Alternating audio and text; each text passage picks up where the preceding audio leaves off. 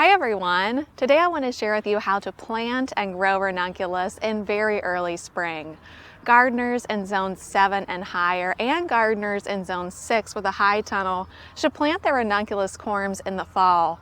But gardeners like myself in zone 6 and lower without a high tunnel should plant ranunculus corms in the very early spring for the best results. In this video, I'll cover soaking and pre-sprouting ranunculus corms, planting out and covering with frost cloth, and also how to harvest the flowers for the longest vase life. The first step is to soak and pre-sprout the ranunculus corms.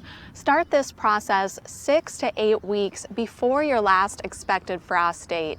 The corms take 2 weeks to sprout indoors, and pre-sprouted corms should be planted into the garden 4 to 6 weeks before the last frost. Begin by soaking the dry, dormant corms in a bucket of room temperature water for about 4 hours. During this time, change the water every hour. I like to place my corms in a mesh bag prior to soaking, which makes removing them easier. Take care to avoid soaking the corms for longer than 4 hours, as this can cause them to rot. After soaking, you'll notice that the corms have plumped up and doubled in size. Next, fill a watertight, flat-bottom tray with 1 to 2 inches of moist potting soil. It's important that the soil is moist, but not soaking wet. Then, place the soaked corms onto the soil with the tuberous fingers pointing down. You can space them close together because they'll only be in this tray for 2 weeks. Cover the corms with about 1 inch of moistened potting soil so they're completely covered. Then place this tray in a dark, dry, cool area with a temperature of 50 to 55 degrees Fahrenheit. During this pre-sprouting process, the soil should stay moist but never soaking wet.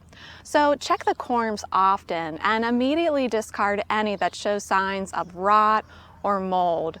If a significant amount of your corms are rotting or molding, the soil is likely too wet or the area is likely too humid, and you'll need to make adjustments. If the soil is drying out, add a bit of moisture.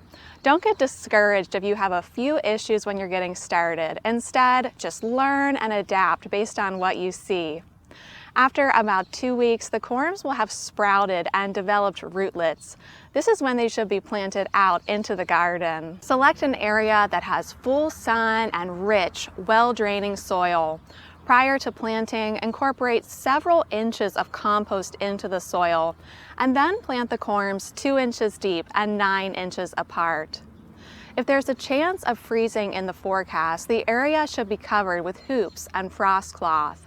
It's okay if the ranunculus leaves get frosted, but the roots should never be allowed to freeze. I create an easy caterpillar tunnel by pushing metal hoops into the ground. Then I lay frost cloth over the hoops and secure it closed with landscape staples. If temperatures are expected to dip below freezing, the frost cloth should be on.